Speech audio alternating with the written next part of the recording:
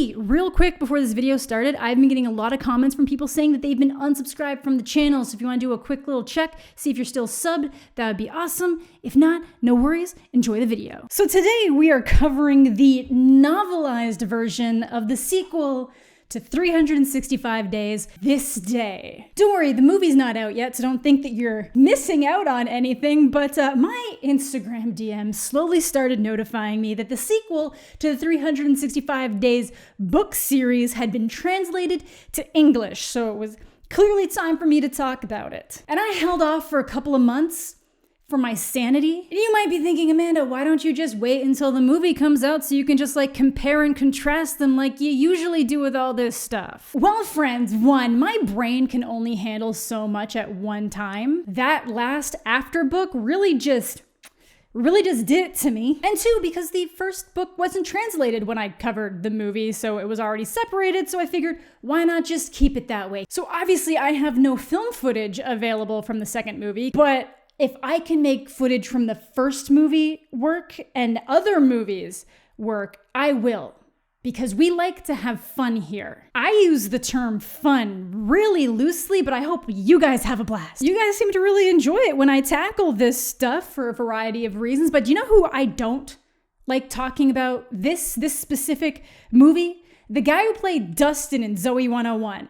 He legally shouldn't be allowed to watch this movie after seeing some of his TikToks. But to get through this work of literature, I turn to today's sponsor, Audible. Look, I always talk about how Audible helps me get through stories that make me want to put my head through a wall for this channel, but I also use it for things I enjoy. And that's because Audible is the best choice for audiobooks and spoken word entertainment. They have thousands of different titles across new releases, memoirs, stuff that's popular on TikTok, the classics, and even podcasts, so you can always find your perfect piece of entertainment. Every month you get a credit to use on any title, including new releases that you get to keep for life. I'm personally all about the audiobooks and not just for work. I started listening to When You Finish Saving the World after catching the movie at Sundance, and it has so much more going on compared to the movie. Even though they were both written by Jesse Eisenberg, and that's another great part, this is narrated by Jesse Eisenberg, Caitlin Dever, and Finn Wolfhard. And best part about this title is that it was part of the Audible Plus catalog. What's the Audible Plus catalog, you ask? Well, it gives members unlimited access to select audiobooks, podcasts, guided wellness programs, Audible originals, sleep tracks, and more at no additional cost. So if you're looking for new ways to be inspired, meet goals, or just make it through more stories when you're relaxing or on your commutes, Audible is a fantastic choice for you. So if you want to try out Audible for yourself, head on over to audible.com/Jedi or text Jedi to 500-500 to get 30 days of Audible completely free. So when we left off with Laura and Massimo, they say Laura in the movie. I'm just gonna say Laura here. The audiobook said Laura. We're talking about her. We're going. But unlike the movie that ends with Massimo believing that Laura's been assassinated, I swear if that sounds shocking, you need to go back and watch my 365 Days movie video and the book video for good measure just to know what the differences are there. But I assumed from the get in that movie that this was like a bait and switch. She was actually fine, and that was before I knew there were two more of these down the pipeline. Because in the book, it is very clear that they managed to get away, and Massimo knows they get away and is like, I shouldn't have brought you into this dangerous life. You should be with someone else. This from the guy that kidnapped her and said she wasn't allowed leaving for an entire year. So she obviously gets super pissed off at this, as is her way, and says, okay, Buster, you say this to me now when we're engaged, when I'm carrying your child? Honestly, though, every time she freaks out, I'm just like, oh, buddy, you're getting way more than you bargained for when you assumed she was going to be some perfect little submissive princess. But that's the cliffhanger, her revealing that she is pregante. And that cliffhanger amounts to nothing. He's obviously super excited that he's going to be having a kid because he literally tricked her into getting pregnant. Let's just hop into this one. So it starts with a prologue, and of course, to my misery, it's a flashback to the boat scene. You know, the one where she almost drowns, and then they have relations that seemed intense enough to warrant an NC-17 rating on this movie. An interaction in the book that involves such artistic lines like, "If we cross this line, I'll fuck you whether you like it or not. I won't be able to stop." Literally, like, I have given you the right to say no up until this point, but if you say yes now, that's consent forever. I am clearly just repeating things that I have already talked about in the last video because it was in the last book. I'm just horrified all over again. So the whole reason she started with this scene was specifically to draw attention to the moment of conception. And the other side of this, I assume, is so that they could just put us right into a sex scene from his perspective and get such inspired words like, "My lady likes butt stuff. She really was perfect." And I could feel each inch of her sex-starved kitty. I'm going to be dancing around certain words here to appease my algorithm overlords, so bear with me. So then we're officially in chapter 1 with Laura. And I guess they really didn't need the excuse of a prologue to jump into sex because we are just thrust into post finding out you're having a kid sex. And the scene is graphic as always, which is fine. If that's what you're looking for in a book, that's great. It should satisfy those needs. But then she just has to throw in these like absolute cringe lines like, "His thick, bulging prick and me, Don Massimo." Like, I know I said that 50 Shades is mommy porn, because it is, but this is like actual porn. And again, that's fine if that's what you're looking for. It's also just really fucking horribly written. I will say I appreciate that, like 50 Shades, this one seems like it at least has like the thrilling addition of needing to avoid being murdered. That keeps things spicy in between all the sex. However, the issue with Blanka Lipinska, again, I'm sure I did not pronounce her name right, I'm doing my best, is that she just shoves too much shit into these books, especially this one. Maybe some of it'll come back in the final installment. No spoilers. I know there's some Polish viewers here. I don't want to know what happens in the next one. Like, let me discover things naturally. But for a book that has such minimal plot that literally has to make room for at least 2 fuck sessions a chapter, she just shoves in this never-ending wall of drama and problems. Like, there's enough conflict in this book to fill an entire trilogy, probably more than that actually. And still, so much room for activities. And by activities, I mean cringe smooshing. Also, like all of these books, they have weird pet names. He mentally thinks of her as my lady, as in my lady is a whore.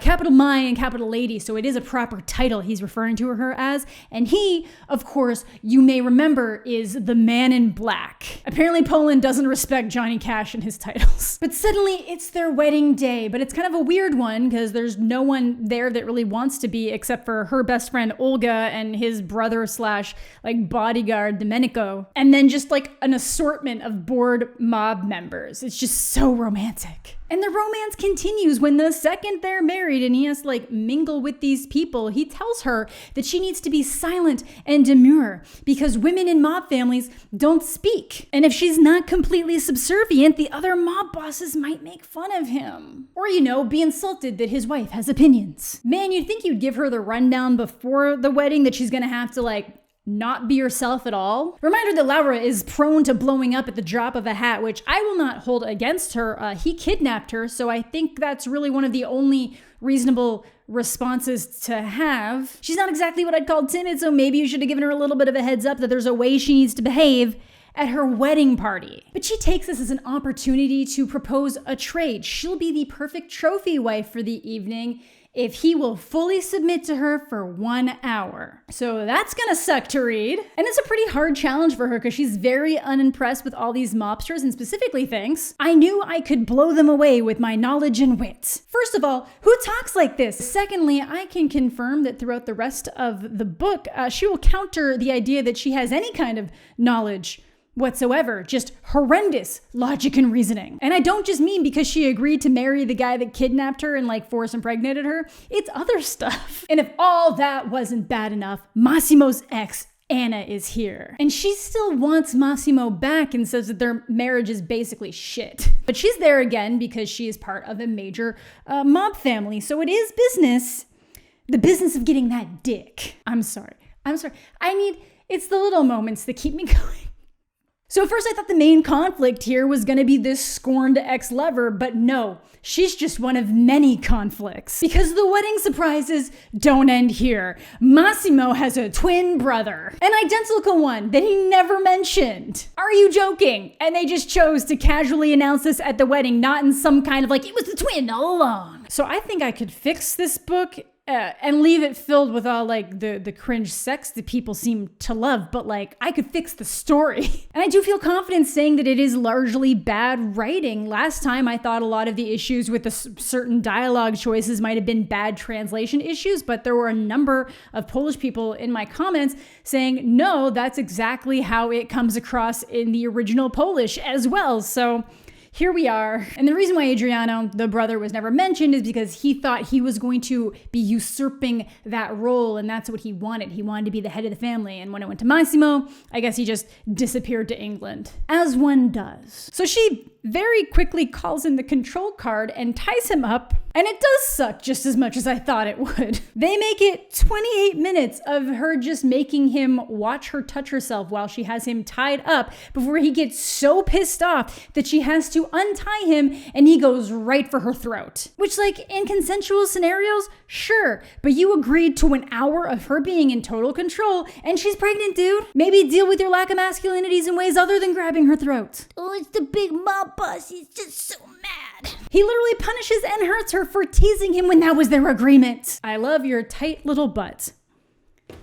I need to nap. It's 10:41. I need to go to sleep. On we persist. So the twin brother is a total psycho. Olga might have wanted to sleep with him, even though she kind of had a little something going on with Domenico. But he drugged her, did that stuff to her, then locked her in a room so she couldn't leave, and then tried to have his way with her again the next day until Domenico tracked her down. But not before Adriano hit her. So obviously Laura's super pissed, and Massimo's like, nah, it's fine. Like, he's harmless as long as he's sober. He just really likes to do cocaine, which is everywhere in this goddamn book. Adriano had also tried to trick her into thinking that he was Massimo to sleep with her because they look that similar, or I guess like he says he was testing to see how well she really knew Massimo. But dangerous business is afoot after the honeymoon, some scuffles at his hotels. But she comes up with this genius idea to sneak back to the mansion away from the security details so they can have a little quickie sesh. And I assumed he was just gonna lose his shit at her because like you literally almost got ran off the road not that long ago, and that person is still out there. But then I realized, no, that's too obvious.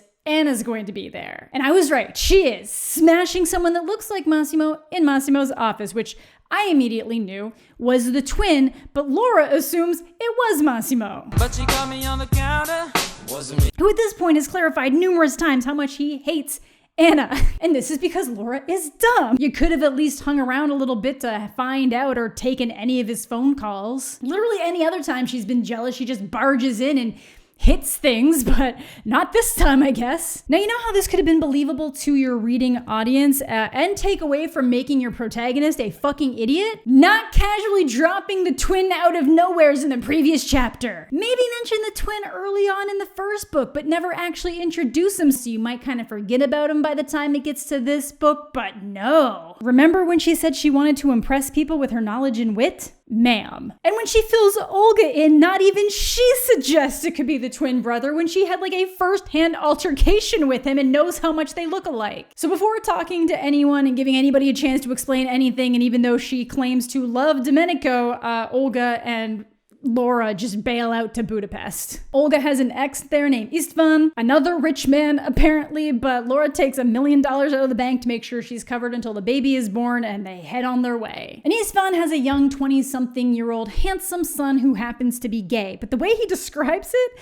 is by saying, I'm just not interested in vaginas. Like, I guess fair for someone who's not into women, but that just seems like an awfully weird way to word that to another person. Also, Laura's reaction to him being gay is terribly dated. And they actually managed to dodge Massimo for a good chunk of time. They're there for just about 2 months before they decide it's time to head back to Poland. But when they tell Attila, the gay son, that they're leaving, he flies into a fit of rage. He barges into her room and then grabs her by the throat. This pregnant woman who, when he just made the argument that she can't leave because it might not be safe for the baby, and here he is just like slamming her into walls by the throat. And if that wasn't bad enough, when he grabs her by the throat, she doesn't think, oh my God, he's gonna try to murder me. She gets the tingle in her stomach because Massimo is the only one that's ever grabbed her like that. So she gets turned on, even though I think the situation would have warranted a different reaction out of her. And then it gets even worse. He kisses her. He lied about being gay to get close close to her like some kind of fucking cartoon villain. You really believed I was gay? I'm as straight as it gets, Laura. I've wanted you since I first saw you. I adore your smell. I love watching you when you sleep. Okay there, Edward Cullen. But that raised even more questions for me. They were there for 2 months. Did they never mention that he said he was gay in front of the dad? Was his dad in on it? Was he like, oh yeah, son, manipulate the pregnant woman into a relationship by pretending to not be into women? Or did he commit to the bit so hard that he made his father believe he was gay? We'll never find out. He never pops back up. I assumed he was gonna stalk her around for the rest of the book, but he doesn't. Maybe he pops back up in the next book, but as of right now, this was just some random additional drama to throw into their escape to Budapest. You really spend no time with them there, but you still had to have something massive and stupid happen. And of course, within a day of getting back to Poland, Massimo finds her and has the fuck sesh she witnessed brought up on the TV. And of course explains and shows evidence that this is the twin brother. Obviously. And if she had taken 2 seconds to listen to him when he called, or if Domenico had put the entire explanation in the Facebook message he sent Olga, then maybe we could have just dealt with this faster. Everyone is so stupid. But slight upside to the situation, all it took to get rid of Anna was Adriana, I guess. Apparently it really was just a physical thing for her. So somebody that looks exactly like Massimo was enough to lead her off the trail. So I guess no ex-girlfriend mob drama for now. And again, sadly, no stalker story even after getting there in the dumbest way possible. I hate how E.L. James writes Anna as a character in 50 Shades. It's insufferable. Dakota Johnson pulls so much weight. She does so much heavy lifting to make that character likable in the movies. But she can at least mostly put together a coherent, Lifetime-esque, drama thriller story where the characters aren't just acting this dumb. Or maybe this is just so bad that it's making me look back at 50 Shades more fondly. But Massimo takes her back to Sicily, and she's currently no longer allowed to leave the property because that's what girls love, being held hostage. Wait, that's literally what started this entire relationship. Never mind. And he's pissed for a couple reasons. For one, she left without giving him a chance to explain himself, and he spent so much time looking for her that it made deals he was working on fall through and has affected his authority with the mob families. So maybe there's still some room for mob drama. But they finally seem to make up. With sex. Obviously, good for them. But then he admits that when she was passed out that first night he kidnapped her, he fingered her. Just casually admits to assault when his whole thing at the time was, I kidnapped you and I'm not going to let you leave for at least a year, but I will not touch you until you explicitly tell me I can. The one area I could give him any positives, even though he absolutely did push that barrier a lot and touched her. But it's fucking bust. There's nothing there now. I feel like there's a fine line between the power and domination fantasies people are looking for when they're consuming this kind of content and something being genuinely fucked up. And I feel like this story just pole jumped over that line. But just like in 50 Shades, we have a grown man stating that he's going to be jealous of a child. Obviously, someone with this level of obsession over having control over everything would absolutely be weird about needing attention whenever they want it. But Massimo orchestrated this pregnancy and desperately wants a child, especially if it's a son, so it can be his future heir. And he has the audacity to think that Laura's attention would be better suited for him than their child. I'm not saying you can't get a nanny, but I don't know, adjust your expectations, dude. He also doesn't seem to want Laura to do anything. I just don't understand that. The desire just to have someone around all the time, never doing anything like decoration. I think I'd go crazy if I was with somebody who didn't have a passion or work or their own projects. Probably because I work all the time, and so does Massimo. So I don't know. But she's still mostly in the honeymoon zone here because the pregnancy hormones are running rampant and she's just craving that D. And lucky for us, the doctors just okayed her for rough sex. Yay! Why am I doing this to myself? Why do I do this to myself? I'll be honest, once it gets to this part of it, it's just fun. But this is when she decides she's gonna cash in her other 32 minutes and thinks it's a good idea to spring butt stuff on him. And if this is a man who got upset that his wife was touching herself in front of him because he saw it as disrespectful teasing, I don't understand how she thought surprise butt stuff was gonna go over. She also describes Laura as licking around the whole of its tip. And I just don't think I need to go into more detail as to what that's referring to. She licked his pee hole. But their time together keeps getting interrupted, usually after they finished, good for us, by calls because something's always going on, like either with the hotels or random things with like the mob families. So I'm like really holding out for some mob drama to start brewing here. Gotta spice things up in the opposite direction. We're plenty spicy over here. She's licking tips.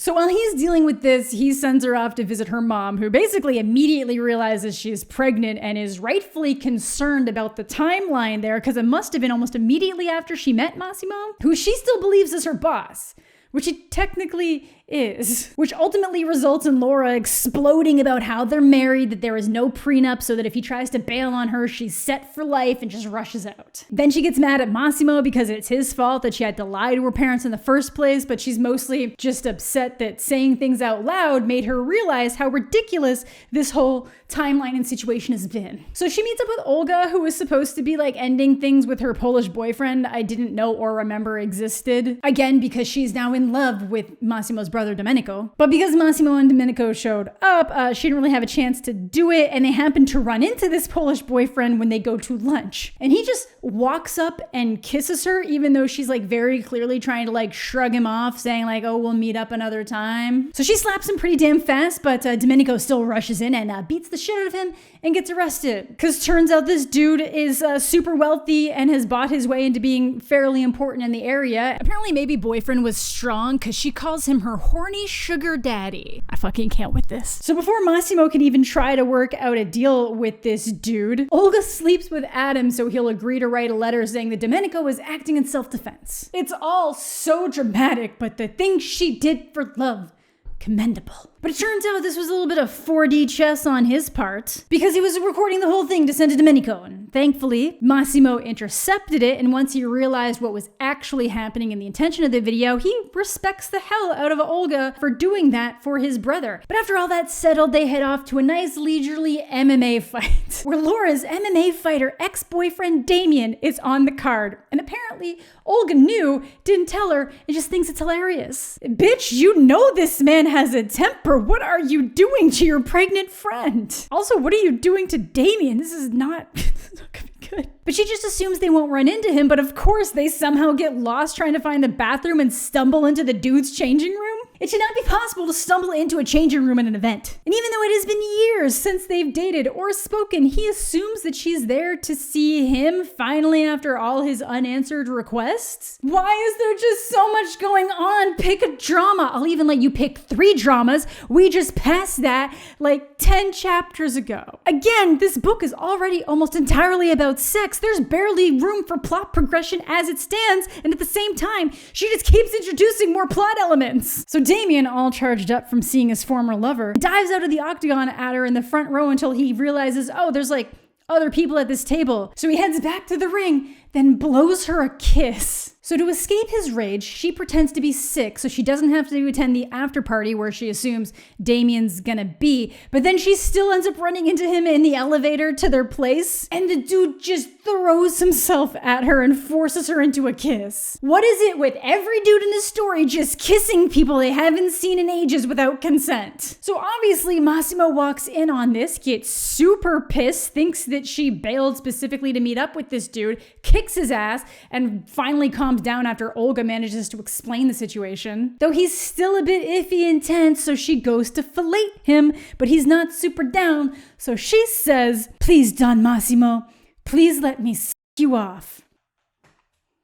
Stop me, beautiful! A 1999 teen party movie knew that that kind of line was cringe. It's just so poetic, such a delicate way with words. I could cry. This lasts a single night before she heads back to the mansion and sees that like no one's really around, but there's a BMW in front of the house with a smashed in window. Because I guess Domenico was sent another copy of the video of Olga and Adam, flew into a fit of rage and smashed in the car window when she tried to leave. God, there's just so much romance here that it's hard to handle. But they finally get him tied to a chair so that Laura can explain the situation. And his solution to try to make up for his behavior with Olga is to propose? But hey, at least she's the smart one and leaves. A logical response Finally, it won't last. But now Laura is completely alone and painfully aware that she has like no life outside of her husband, who's always gone on business and all this mob activity around her. So she heads to her private little house and messages Damien?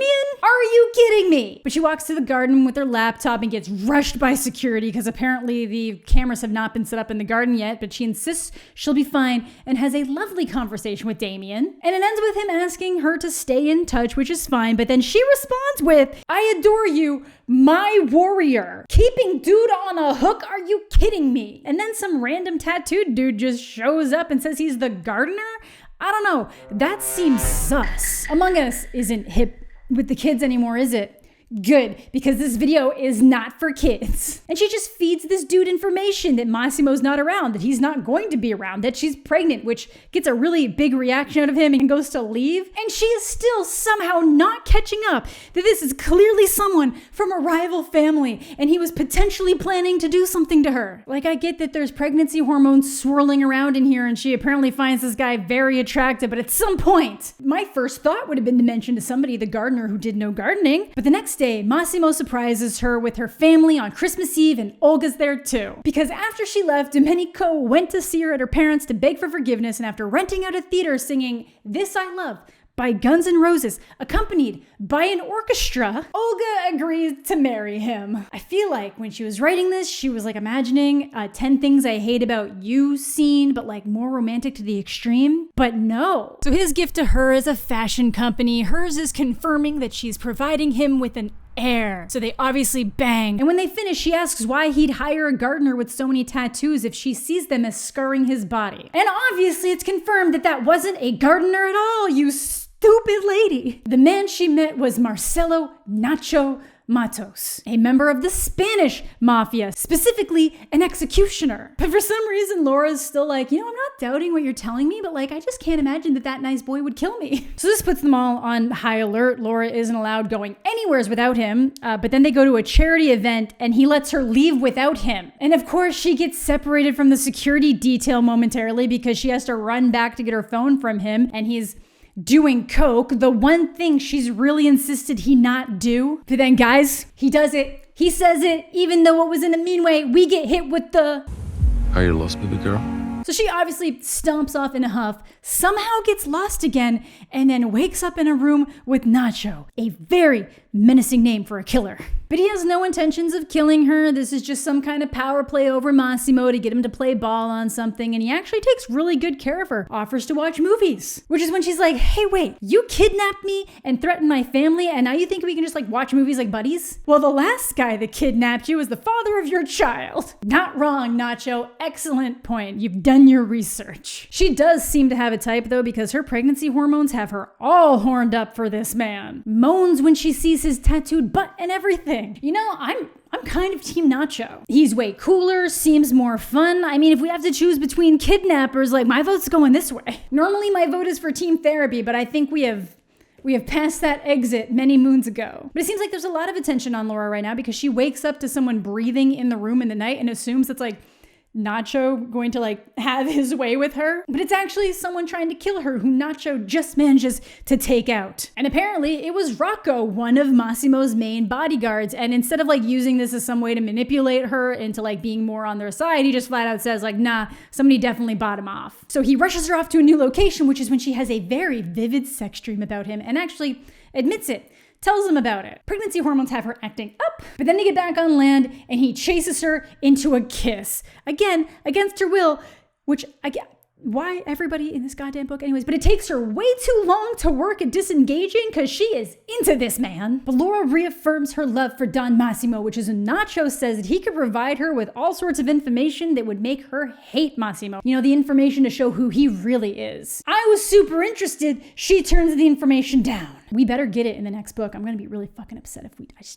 But their time together is coming to an end. Massimo is scheduled to arrive the next day to talk to Nacho's father, the head of the Spanish family, so that is where Nacho is taking her. And she's actually very sad that she's never going to see this man again because they're really good friends. She wants to be friends. Sure.